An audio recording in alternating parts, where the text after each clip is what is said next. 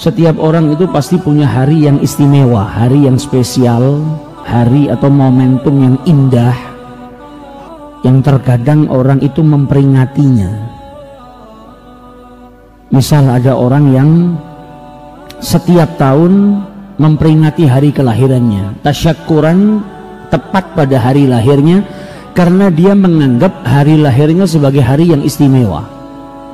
Begitu juga Nabi Muhammad SAW ketika ditanya kenapa puasa di hari Senin, apa jawab Nabi? Karena di hari itu aku dilahirkan. Maka dari itu Nabi Muhammad SAW bersyukur dengan hari kelahirannya setiap minggu dengan berpuasa. Ada orang yang mungkin menjadikan hari pernikahannya sebagai hari yang istimewa atau hari spesial. Tak jarang kita dapetin pasangan suami istri itu sampai melakukan tasyakur atau merayakan hari pernikahannya setiap tahun.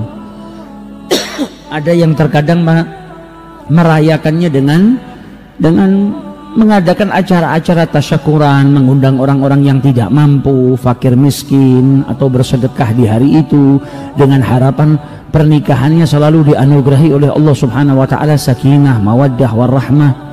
Ada seorang ayah dan ibu yang ketika mendapatkan kebahagiaan seorang anak, saking bahagianya setiap hari kelahiran anaknya, jadi setiap tahun dirayakan tasyakuran atas momongan yang Allah berikan kepada dirinya.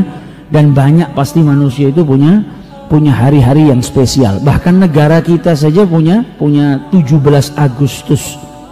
Agustus mungkin di negara lain sama seperti bulan-bulan yang lainnya. 17 Agustus mungkin di negara lain tidak ada yang spesial. Namun di negara kita kalau datang bulan Agustus, tepatnya tanggal 17, ada perayaan-perayaan yang dilakukan, tak lain karena bentuk rasa syukur kepada Allah Subhanahu wa taala, karena pada hari tersebut negara ini dianugerahi kenikmatan besar oleh Allah Subhanahu wa taala, yaitu kemerdekaan daripada penjajahan. Begitu juga Nabi Muhammad SAW, beliau punya hari-hari yang istimewa, salah satunya hari kelahirannya. Karena istimewa bagi Nabi Muhammad, setiap Senin beliau berpuasa. Kemudian beliau juga punya momen-momen yang bahagia, pernikahannya dengan Khadijah, kelahiran daripada putra-putrinya, khususnya putrinya Fatimah. Namun buat Nabi Muhammad, momentum yang paling indah, yang paling membahagiakan, hari yang paling membahagiakan bagi Nabi Muhammad SAW adalah hari di mana beliau diundang oleh Allah Subhanahu wa taala Al-Isra wal Mi'raj. Tidak ada kebahagiaan yang melebihi daripada kebahagiaan seseorang kalau diizinkan berjumpa dengan kekasihnya. Dan di hari itu Nabi Muhammad SAW diundang langsung oleh Al-Khaliq yang menciptakan alam semesta ini, yang menciptakan Nabi Muhammad, diundang untuk berjumpa, bermuajahah dengan Allah Subhanahu wa ta'ala. Jadi ini merupakan momen yang indah, momen yang membahagiakan Nabi Muhammad SAW. Namun yang perlu kita ketahui bahwasanya peristiwa Al-Isra wal Mi'raj, jangan kita lihat Nabi langsung mendapatkan itu, kenikmatan yang besar tadi. Sama seperti kalau kita ketemu sama pengusaha yang sukses. Misal ada pengusaha punya perusahaan sekian banyak, kemudian kerjaannya sukses, penghasilannya sekian miliar. Kita jangan langsung enak ya, lihat langsung orang itu enak ya hidupnya ya, kok bisa punya perusahaan besar, bisa punya penghasilan miliaran. Seharusnya kita lihat bagaimana sebelumnya perjuangan ketika dia memulai usahanya dari mulai kecil sampai besar. Jangan cuma dilihat berhasilnya saja, tapi di sini sebelum keberhasilan yang dia dapat ada perjalanan yang dilalui dengan susah payah, dengan kesabaran yang menjadikan usaha-usahanya itu menjadikan dia sukses. Begitu juga dengan perjalanan Al-Isra wal Mi'raj. Sebelum Nabi Muhammad mendapatkan anugerah Al-Isra wal Mi'raj, ada perjalanan panjang yang luar biasa yang dilalui oleh Nabi Muhammad SAW. Jadi Al-Isra wal Mi'raj mengajarkan kepada kita di balik kesabaran, di balik ketakwaan, di balik ketulusan dalam berbuat sesuatu, di balik bersandar kepada Allah Subhanahu wa taala, siapapun yang melakukan itu semua akan diberi ganjaran yang besar oleh Allah Subhanahu wa taala. Isra wal Mi'raj datang setelah cobaan, ujian, musibah menimpa Nabi Muhammad sallallahu alaihi wasallam. Jadi perlu kita ketahui bahwasanya manusia itu nggak bisa lepas dengan yang namanya cobaan, ujian. Justru itu semua datang untuk ngangkat derajatnya manusia. Nabi Muhammad itu kekasihnya Allah, derajatnya paling tinggi. Tanpa perlu ada ujian, gak ada yang bisa menurunkan derajatnya Nabi Muhammad SAW, karena beliau sudah diberikan derajat oleh Allah Subhanahu Wa Taala sebagai Sayyidul Anbiya wal Mursalin, sebagai Khataman Nabiin, sebagai Habibullah. Sudah dikasih derajat yang paling tinggi, tapi sama Allah masih diberikan ujian. Hikmahnya apa? Hikmahnya buat kita, umatnya Nabi Muhammad SAW. Kalau manusia yang paling dikasihi sama Allah Subhanahu wa taala saja diberi ujian, apalagi kita. Jadi ini hikmah-hikmah yang mana Allah Subhanahu wa taala mau kita belajar dari situ. Lihat sabarnya Nabi Muhammad. Lihat ikhlasnya Nabi Muhammad. Lihat keteguhannya Nabi Muhammad SAW. Semua yang dilalui sama Nabi Muhammad tadi membuahkan hasil yang luar biasa. Di Mekah yang beriman sedikit, yang musuhin Nabi Muhammad banyak sekali, sabar, bersandar kepada Allah, tidak menjadikan semangatnya hilang dalam berdakwah, diganjar sama Allah Subhanahu wa taala dengan apa? Hijrah ke Madinah, pindah dari kota yang pecintanya sedikit, pembencinya banyak, pindah ke satu kota yang pembencinya sedikit, pecintanya banyak. Yang dilalui sama Nabi Muhammad di Mekah, kesabarannya dalam menjalani kehidupan. Beliau di mana beliau dicaci, dimaki, dimusuhi dan lain sebagainya. Menjadikan Nabi Muhammad SAW diganjar oleh Allah Subhanahu wa taala apa? Diperjalankan oleh Allah Subhanahu wa taala Al-Isra wal Mi'raj. Perjalanan yang menunjukkan kedudukan mulia Nabi Muhammad SAW. Nabi Musa dulu pernah ingin berjumpa sama Allah. Apa kata Allah Subhanahu wa taala? Lantarani, engkau nggak mungkin bisa, nggak mungkin mampu melihat aku. Karena Allah Subhanahu wa taala sudah membuat kanun, peraturan manusia yang masih hidup nggak bisa berjumpa dengan Allah. Maka Nabi Musa pun ketika ingin melihat Allah Subhanahu wa taala gak bisa, karena aturannya orang yang hidup di bumi, orang yang hidup di dunia, orang yang masih hidup gak bisa berjumpa dengan Allah Subhanahu wa taala. Tapi peraturan itu dihilangkan khusus untuk Nabi Muhammad SAW. Ganjaran untuk Nabi Muhammad, hadiah untuk Nabi Muhammad SAW. Maka beliau akhirnya diperjumpakan oleh Allah Subhanahu wa taala dalam perjalanan Al-Isra wal Mi'raj. Jadi jangan dilihat, jadi kalau ngelihat orang tuh jangan lihat dari kesuksesannya saja, tapi kita harus flashback ke belakang. Gimana orang ini kok bisa jadi sukses? Nabi Muhammad kok bisa mendapatkan anugerah besar Isra wal Mi'raj? Kita lihat ke belakang bagaimana perjuangannya Nabi Muhammad SAW. Di Mekah setiap hari beliau dicaci, dimaki, dilaknat, diganggu. Semua dialamin sama Nabi SAW dalam keadaan sabar. Dan ancaman demi ancaman datangin Nabi Muhammad, tidak jadikan Nabi Muhammad berhenti dari dakwahnya. Diancam beliau. Tidak sedikit orang-orang kafir Quraisy yang hendak membunuh Nabi Muhammad SAW.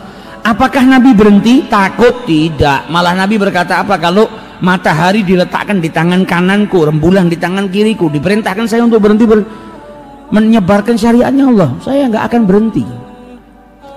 Nah, ini keteguhan Nabi Muhammad, sabarnya Nabi Muhammad menjadikan beliau mendapatkan anugerah yang besar dari Allah. Jadi poin pertama yang kita bisa ambil daripada perjalanan Isra wal Mi'raj apa? Setiap kesabaran berbuah keberhasilan yang besar. Setiap keteguhan akan menghasilkan anugerah yang besar dari Allah. Setiap ketakwaan akan menjadikan jalan keluar bagi setiap permasalahannya. Jadi itu semua hikmah-hikmah yang Allah tanamkan dalam perjalanan Al-Isra wal Mi'raj yang dilakukan oleh Nabi Muhammad SAW. Kalau kita ngikutin Nabi Muhammad SAW, ya kita akan dapat sesuatu yang besar juga dari Allah Subhanahu wa taala. Sampai perjalanan Al-Isra wal Mi'raj itu datang di tahun yang disebut dengan Amul Huzn, tahun kesedihan. Kenapa di tahun tersebut dinamakan tahun kesedihan? Karena di tahun tersebut banyak Nabi Muhammad SAW bersedih. Yang pertama beliau sedih karena wafat pamannya Abi Thalib. yang selalu berjuang melindungi Nabi Muhammad SAW.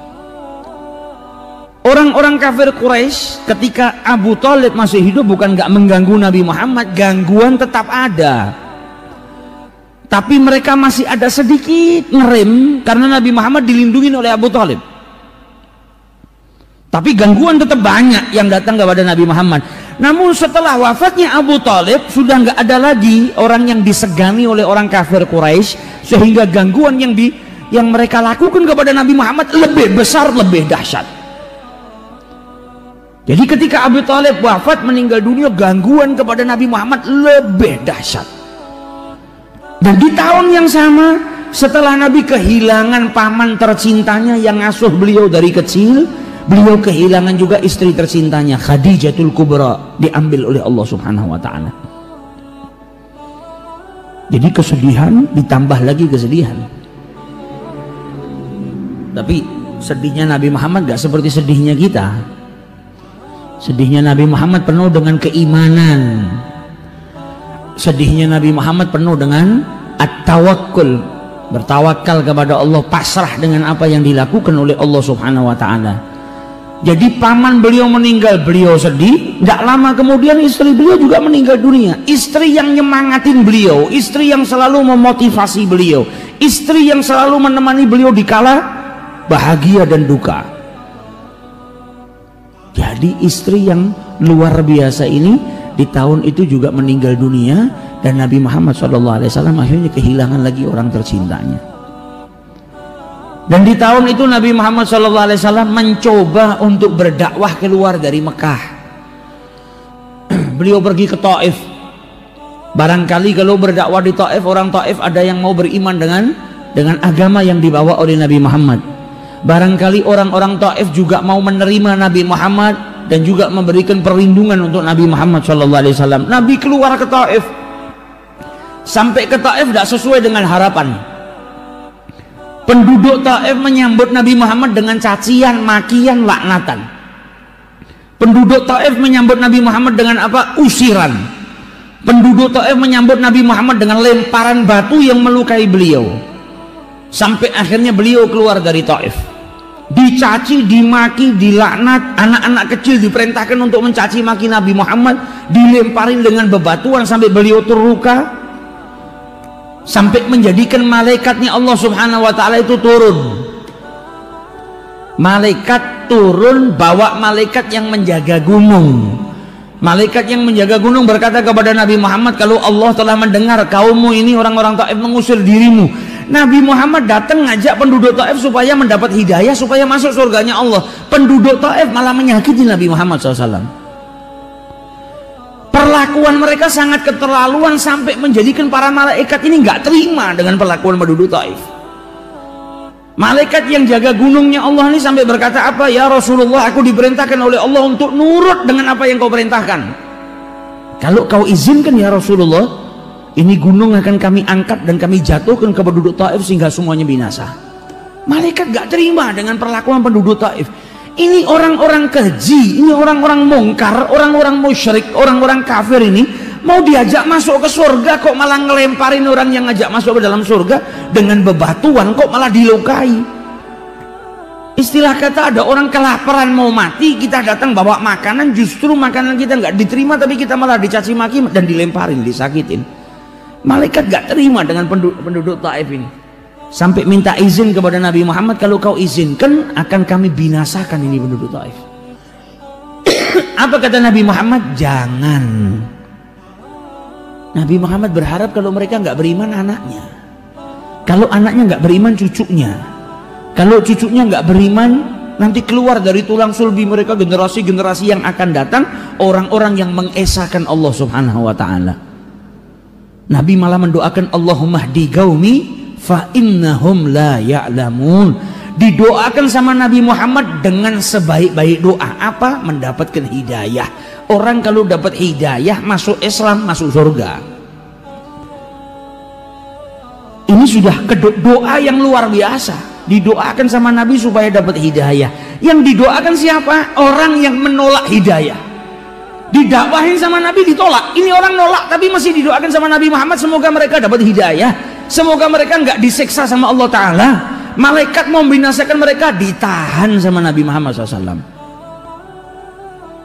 Sampai ada salah seorang peneliti dari barat itu ketika membaca sejarah Nabi Muhammad itu dijuluki wa ma arsalnaka illa rahmatan lil alamin, dan kami tidak utus engkau kecuali membawa rahmat bagi alam semesta. Rahmat kalau bagi keluarga mungkin banyak orang yang punya. Kasih sayang untuk keluarga, kasih sayang untuk kerabat, kasih sayang untuk orang sesama, seagama, banyak. Tapi kalimat rahmatan lil alamin, kasih sayangnya kepada alam semesta, ini nggak mudah. Tapi ketika peneliti dari barat itu mempelajari tentang Nabi Muhammad, maka beliau angkat tangan. Memang orang ini sangat layak untuk mendapatkan titel, predikat kalau dia itu punya kasih sayang untuk alam semesta. Dari mana dia bisa mengatakan setuju dengan kalau Nabi Muhammad itu kasih sayang untuk alam semesta? Dari sejarah hidupnya Nabi Muhammad SAW. Karena biasanya orang itu kalau doakan orang lain, itu kalau nggak keluarganya, sanaknya, kerabatnya, atau bisa jadi orang yang paling dekat. Kita aja kadang doakan orang tua lupa, lewat 1 hari nggak doakan orang tua. Kalau kita doakan orang lain yang bukan sanak, bukan family, biasanya teman yang dekat sama kita yang baik. Tapi jarang kalau kita sambil doakan teman, terus istrinya kita doakan, anaknya kita doakan, jarang. Kalau ada ya berarti kasih sayangnya lebih besar. Tapi Nabi Muhammad yang didoakan siapa? Orang yang melukai dirinya, orang yang musuhin dirinya didoakan sama Nabi Muhammad SAW. Ini kalau orang nggak punya rahmat untuk alam semesta nggak bisa. Orang yang nyakitin beliau, orang yang ngusir beliau malah didoakan sama Nabi. Bukan hanya orang itu, anaknya, cucunya, sampai generasi yang belum ada. Ini orang belum punya anak, mungkin belum punya cucu, mungkin generasinya sudah didoakan sama Nabi Muhammad SAW agar menjadi orang-orang yang beriman kepada Allah Subhanahu Wa Taala. Nah, ini peristiwa Taif, wafatnya orang tercinta. Perjalanan hidup Nabi Muhammad SAW yang penuh dengan kesulitan, diboikot sama orang-orang kafir. Bukan sebulan 2 bulan, tapi waktu yang panjang. Tak sedikit dari sahabatnya Nabi yang makannya jadi dedaunan yang kering. Tak sedikit dari sahabatnya Nabi ketika pemboikotan ekonomi itu mereka meninggal dunia karena gak punya makanan. Kalau keluar dari rumah kembali rambutnya Nabi penuh dengan tanah, dilemparin sama orang-orang kafir. Melihat Ka'bah terbuka, Nabi mau masuk, mau sholat di dalamnya, malah yang jaga pintu Ka'bah itu megang Nabi Muhammad, dilempar, jatuh. Ketika sholat di depan Ka'bah, orang datang mencekek Nabi Muhammad. Di lain kesempatan sholat di depan Ka'bah, orang-orang kafir datang bawa ari-ari unta, dilemparkan ke pundaknya Nabi Muhammad. Ini kehidupan yang luar biasa yang dilakukan sama Nabi Muhammad. Tapi apakah hilang sabarnya Nabi Muhammad? Gak hilang. Apakah putus asa? Gak putus asa. Apakah kemudian hilang semangatnya? Sama sekali tidak hilang. Setiap hari justru semangatnya Nabi bertambah. Setiap hari takwanya Nabi bertambah. Setiap hari kesabarannya Nabi bertambah. Buah daripada itu semua akhirnya diperjalankan Nabi Muhammad SAW. Di tahun yang disebut dengan Amul Huzni, Allah Subhanahu Wa Taala hendak menghibur nabinya, kekasihnya, manusia tercinta dengan diperjalankan Al-Isra wal Mi'raj. Sama seperti kita kalau misalnya punya anak sedih atau punya istri sedih, kan kita ajak jalan-jalan.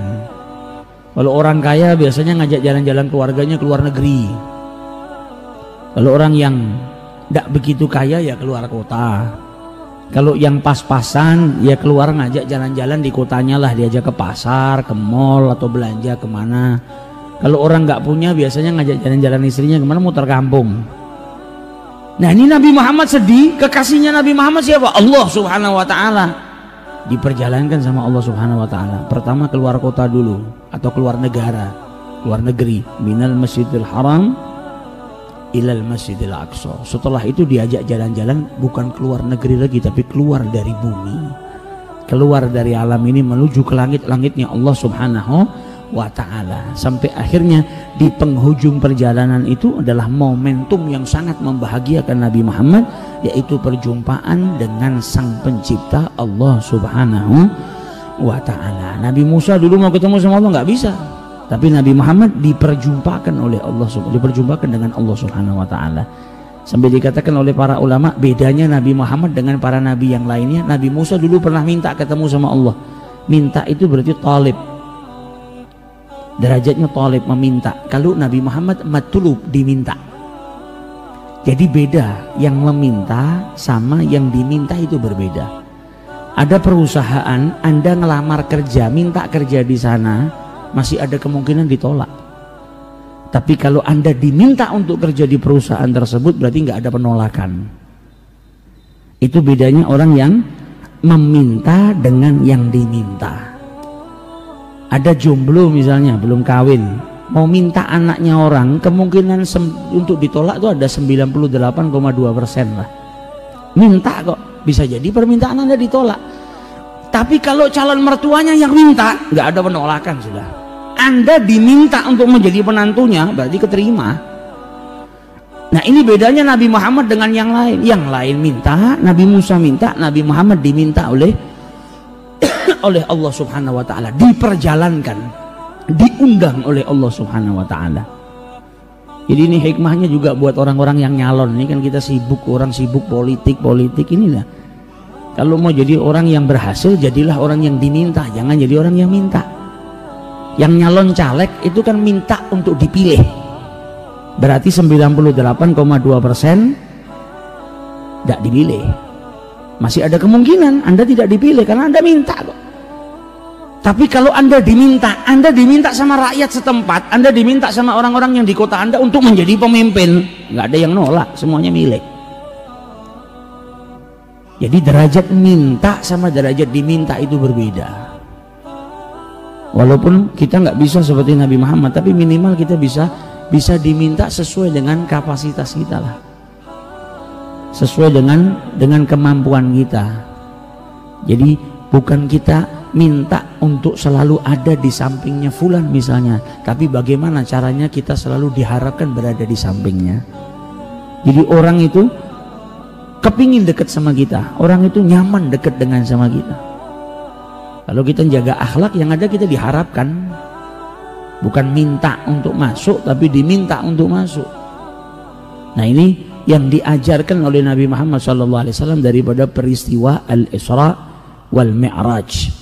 Jadi perjalanan Isra wal Mi'raj mengajarkan kepada kita buah dari sabar, buah daripada keteguhannya Nabi Muhammad, buah daripada ketakwaannya Nabi Muhammad SAW, sampai akhirnya beliau diperjalankan oleh Allah Subhanahu wa ta'ala. Dalam Al-Quran disebutkan subhanalladzi asra.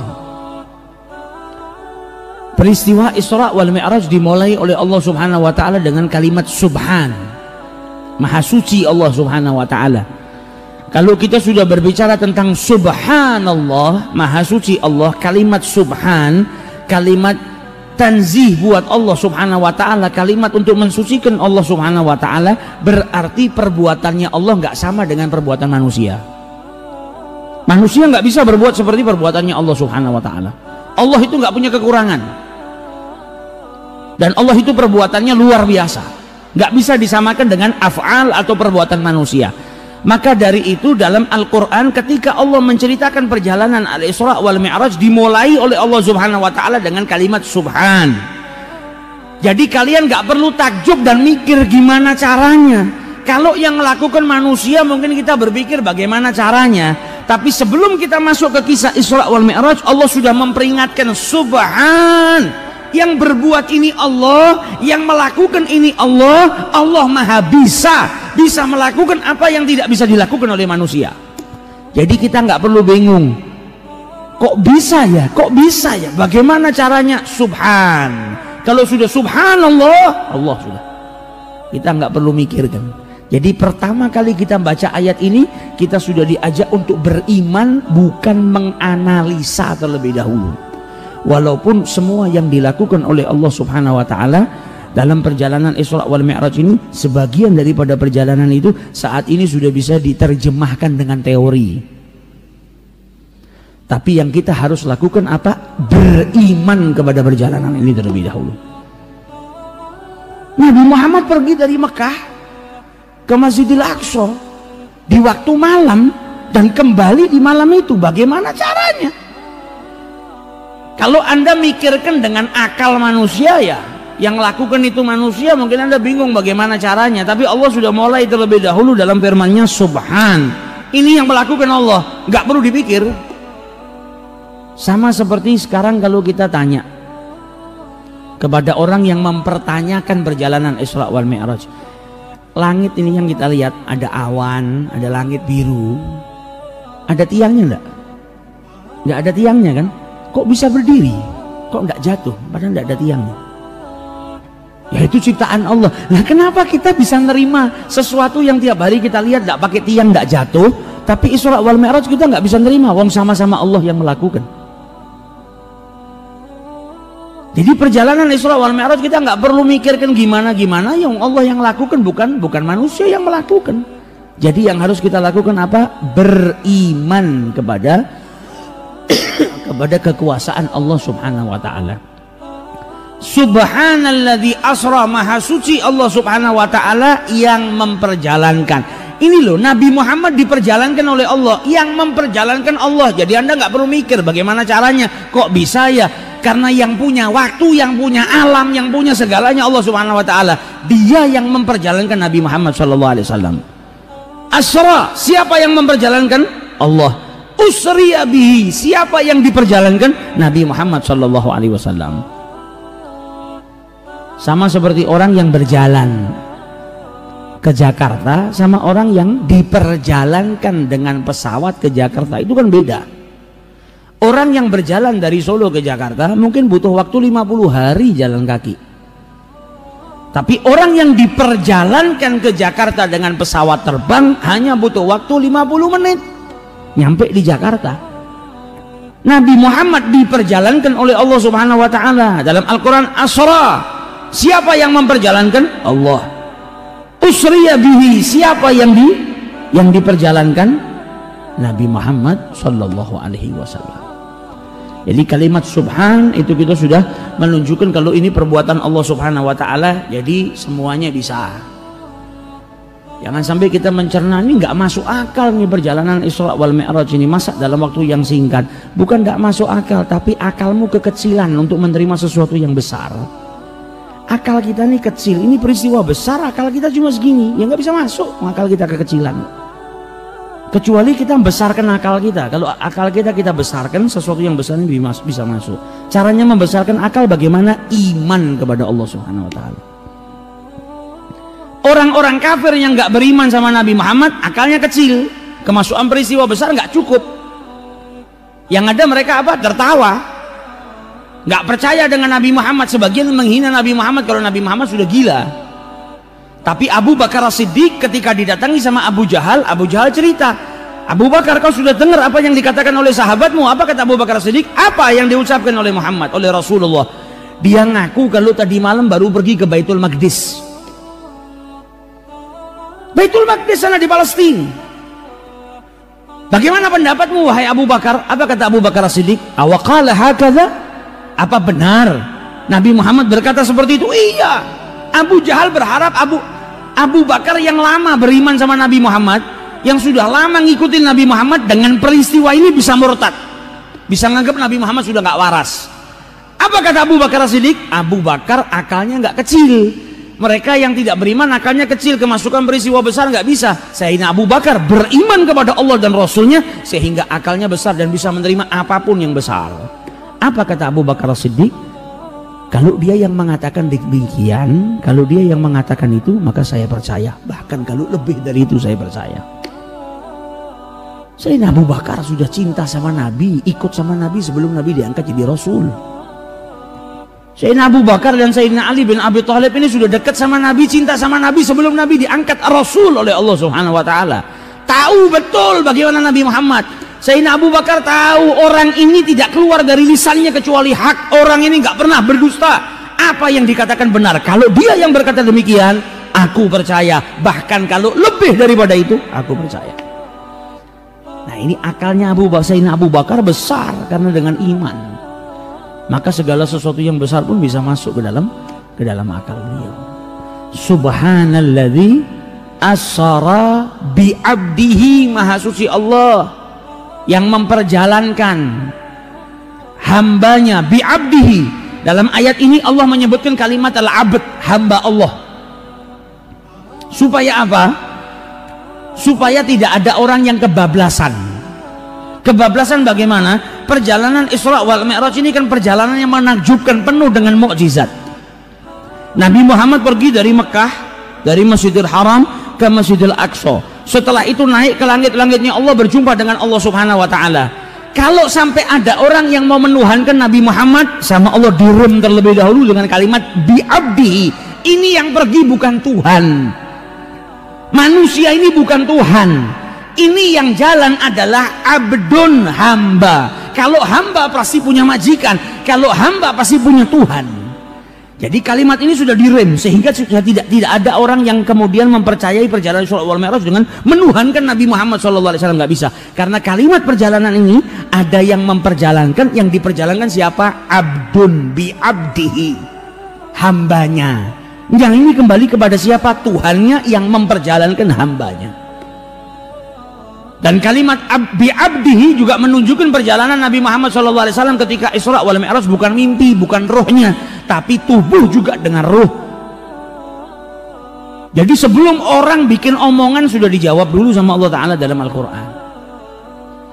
Karena di kemudian hari setelah orang beriman dengan perjalanan Nabi Muhammad, ada orang-orang yang mulai menanamkan perang pemikiran, Ghazwatul Fikr. Orang-orang mulhidin ini kemudian menanamkan pemahaman-pemahaman yang busuk, mulai menanamkan ke pemikiran-pemikiran orang Islam. Nggak mungkin Nabi melakukan perjalanan itu yang Nabi Muhammad itu yang jalan rohnya saja, bukan tubuhnya.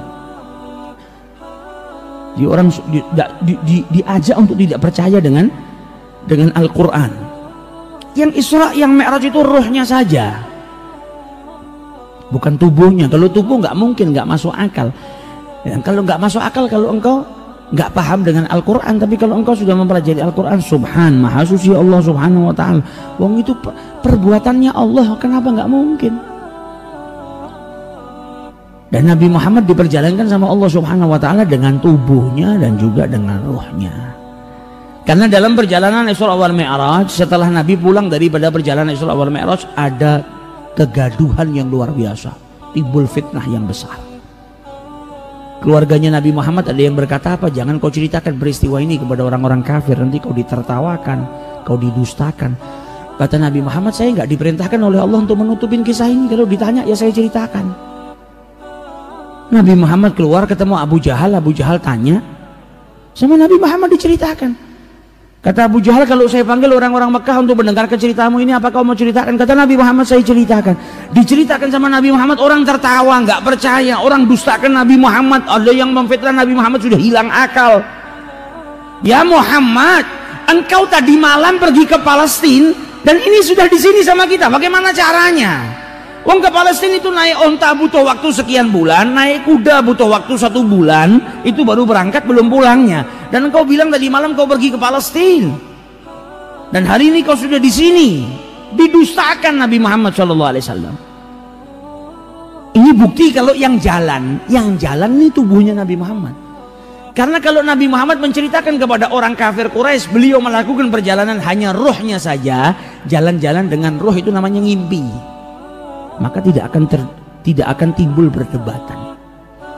Jadi peristiwa yang terjadi di Mekah saat itu membuktikan kepada kita perjalanan Al-Isra wal Mi'raj dilakukan dengan tubuhnya Nabi Muhammad SAW.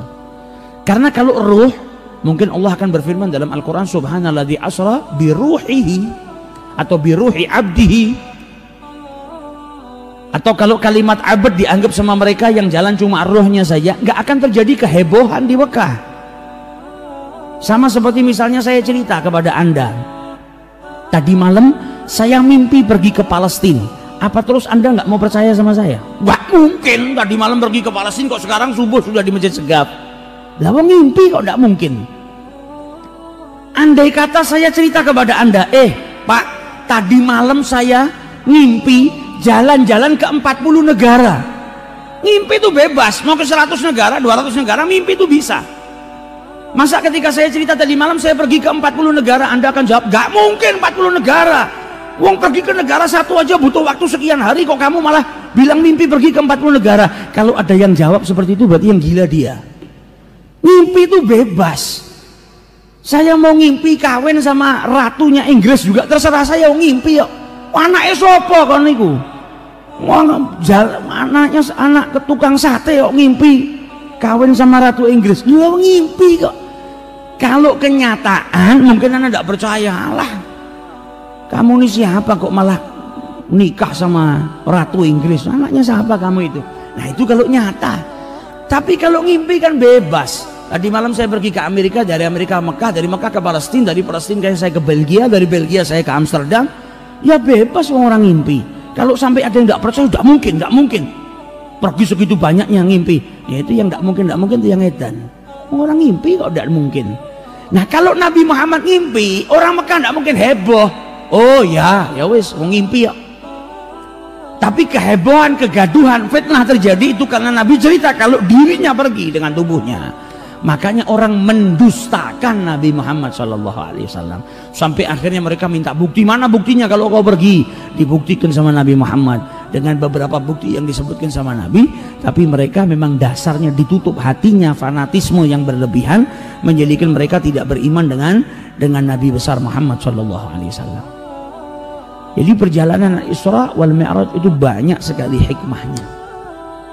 Salah satu hikmah yang besar juga sebagaimana yang diceritakan oleh Rasul sallallahu alaihi wasallam, fastakhraja qalbi thumma utitu bi tastin min dhahabin mamlu'ah imanan faghasala qalbi thumma hasha ay a'ud.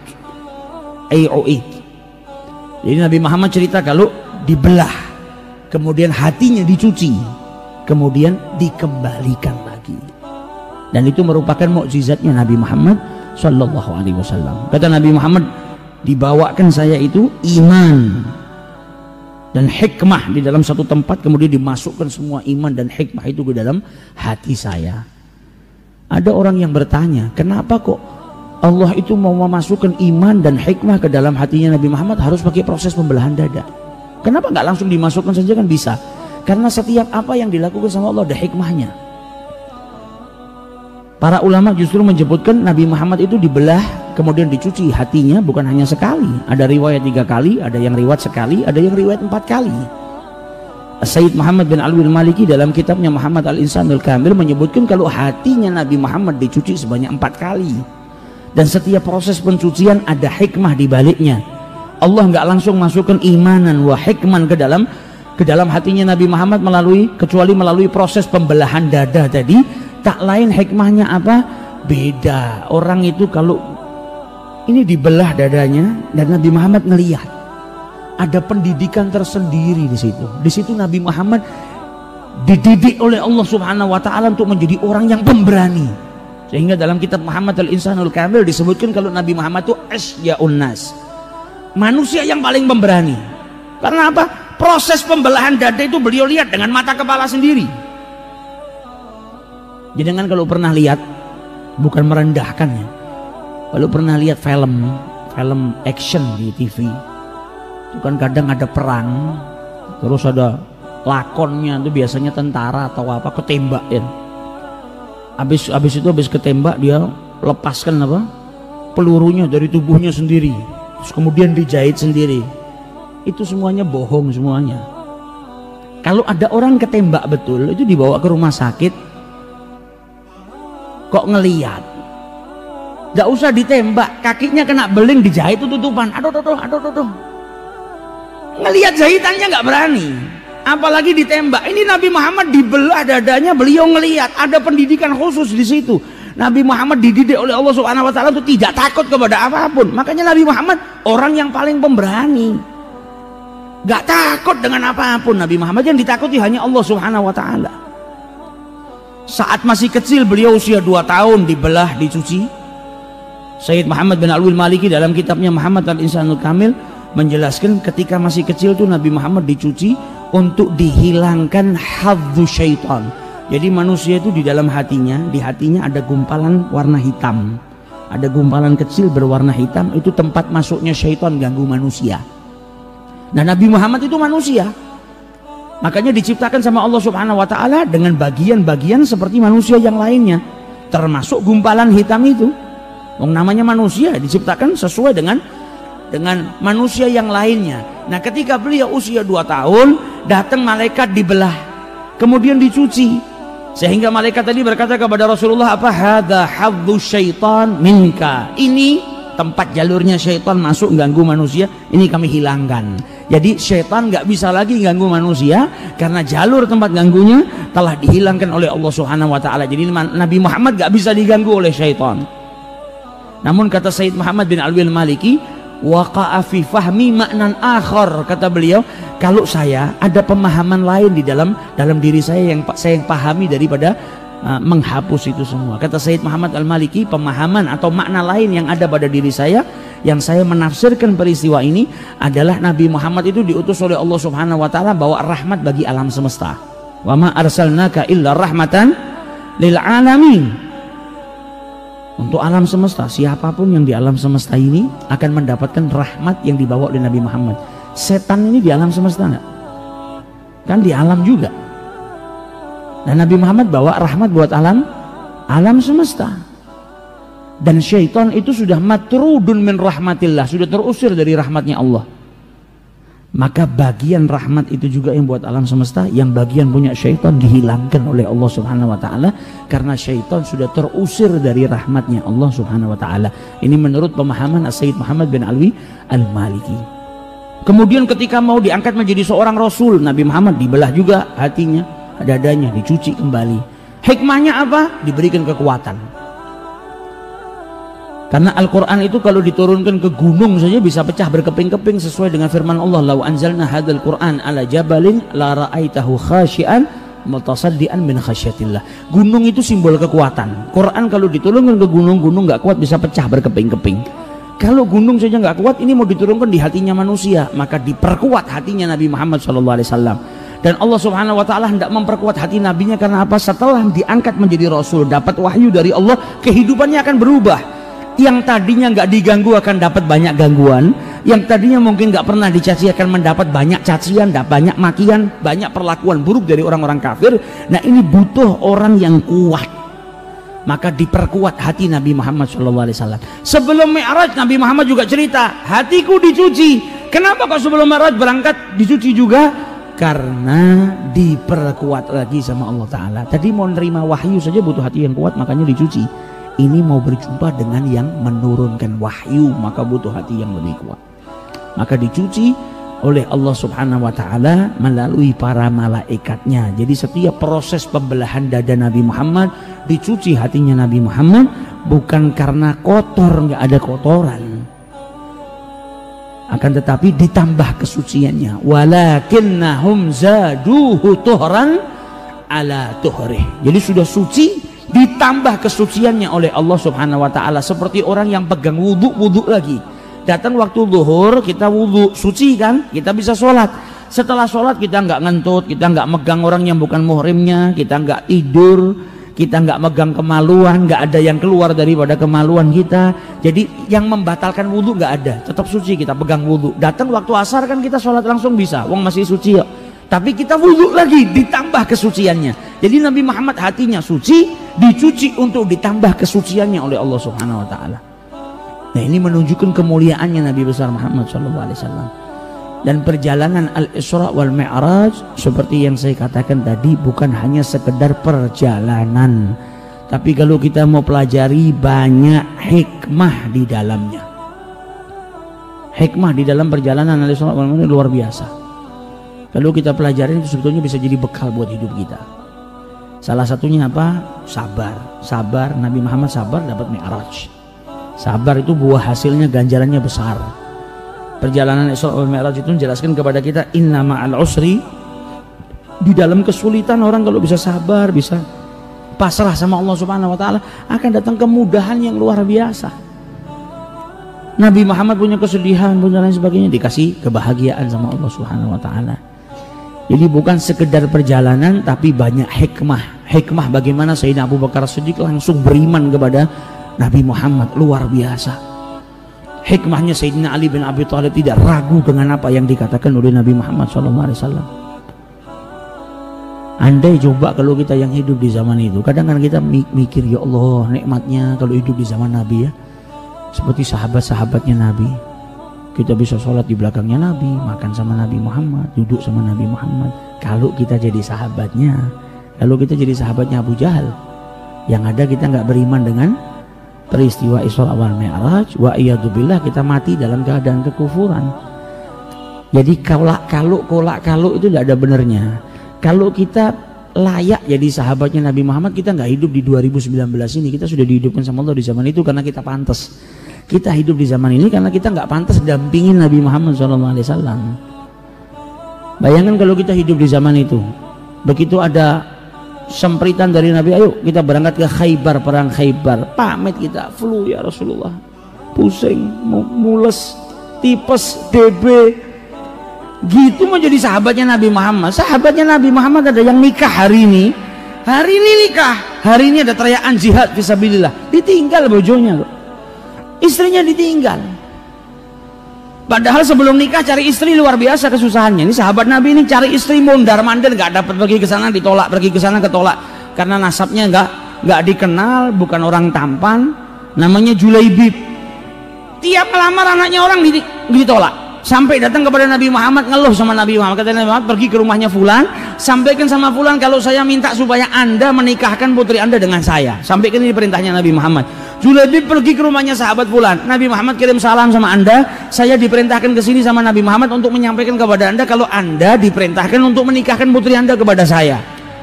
Bapaknya melihat, sama anda ini ente ini siapa datang-datang bawa gini, ganteng enggak, sugih enggak? Kata bapaknya, sudah kau balik dulu nanti saya kabar. Ini penolakan halus, jadi jangan kalau pergi ke rumahnya orang ngelamar, jawabannya nanti balik dulu ya, nanti insya Allah saya kasih kabar. Itu tanda-tanda sudah. Itu dari 1400 tahun yang lalu, caranya mertua nolak, calon mertua nolak dia kayak gitu. Nanti saya kabarin ya, balik dulu aja. Tapi putrinya sahabat ini luar biasa, dari dalam teriak, ayah kenapa kau suruh dia pulang? Kata ayahnya, hatta astasyiruki, karena saya mau rembukan dulu sama kau, mau nggak kau dilamar sama ini? Ini yang di dalam anaknya cintanya sama Nabi Muhammad luar biasa. Apa jawabannya? Orang ini datang bawa perintah dari Nabi, perintahnya Nabi, kau diperintahkan aku untuk menikahkan dengan dirinya, bukan untuk musyawarah dengan saya. Dan saya seseorang yang beriman kepada Nabi, wa anna khafi'un li amri Rasulillah, dan aku tunduk dengan perintahnya Nabi Muhammad. Luar biasa. Gak pakai ngelihat kerjaannya apa, gak pakai ngelihat putih atau hitam, gak pakai ngelihat ini anaknya siapa. Ini perintah Nabi Muhammad, khafi', saya tunduk dengan perintahnya Nabi Muhammad. Nikah, sudah nyari istri kesana kemari, ditolak, baru nikah, baru akad nikah, ada teriakan jihad fisabilillah, ditinggal istrinya. Lah kita berharap mau jadi sahabatnya Nabi Muhammad, gak usah disuruh jihad, ngaji Masjid Segaf itu loh, ngaji di sini alasannya sak dabrek kok, alasannya sak dabrek gitu mau jadi sahabatnya Nabi Muhammad SAW. Ngaji di sini aja alasannya banyak kok. Bahkan saya kadang yang ngajar juga di sini juga alasannya banyak, kadang nggak datang juga. Kita ini orang-orang yang nggak pantas hidup di zaman itu. Julaibib langsung ditinggal istrinya pergi perang. Di peperangan bukan selamat, meninggal di medan peperangan. Sampai sahabat Nabi bilang apa, ya Rasulullah, Julaibib meninggal. Ini peninggalannya, ontanya sama sedikit daripada pakaian perangnya. Kata Rasulullah, saya nggak kenal sama keluarganya Julaibib siapa. Yang saya tahu ya istrinya yang baru kemarin dinikahi. Lalu begitu, bawa ini harta ini, berikan ke istrinya karena dia satu-satunya ahli waris. Sahabat pergi ke rumahnya Julaibib, cuma bawa onta sama pakaian perangnya. Istrinya ngelihat onta tanpa suaminya, tahu kalau suaminya wafat. Sama istrinya ditanya, apa ini? Ini hartanya Julaibib. Kata Rasulullah, suruh berikan kepada anda karena anda warisnya satu-satunya. Apa kata orang yang cinta kepada Rasulullah? Sampaikan kepada Nabi Muhammad, saya nikah kepada Julaibib bukan karena harta. Jadi ini berikan ke Baitul Mal Muslimin, saya nggak butuh ini. Saya nikah dengan Julaibib karena itu perintahnya Rasulullah, dan perintahnya Nabi Muhammad adalah perintahnya Allah Subhanahu wa taala. Tolong mintakan sama Nabi Muhammad mendoakan saya saja. Maka didoakan sama Nabi Muhammad supaya wanita itu kemudian menikah lagi, dapat anak yang banyak, jadi anak-anak yang solehah, dan kelak kalau dia meninggal dunia dikumpulkan sama Julaibib di surganya Allah Subhanahu wa taala. Kata para sahabat, ini wanita nggak lama kemudian berjalan waktu menikah punya anak-anaknya semua jadi ulama yang ngajar semua di masjidnya Rasulullah SAW. Doa berkah doanya Nabi Muhammad SAW. Nah, ini orang yang hidup di zamannya Nabi Muhammad. Jadi bersyukur kita hidup di zaman ini. Ya, bersyukur kita hidup di zaman ini. Kita lahir sebelum 45, setelah 45 kita juga bersyukur. Kalau kita nggak usah hidup di zaman Nabi, lahir di tahun 45 aja lah. Ada seruan perang, ayo perang melawan penjajah demi kemerdekaan. Sakit kita, DB, tipes, mencret, pusing. Nggak keluar kita. Kita ini bukan model-model orang perang. Perang melawan lapar aja kita nggak bisa kok. Kecuali puasa, itu pun mau mokel nggak enak dilihat sama orang. Kalau ada tempat tetap menggok mokel. Jadi perang melawan hawa nafsu nggak bisa, perang melawan musuh nggak bisa. Sudah disyukuri kita hidup di zaman ini. Insya Allah berkah cintanya ini kita dikumpulkan nanti dengan para sahabat Nabi dan juga dengan Rasulullah SAW. Amin ya rabbal alamin.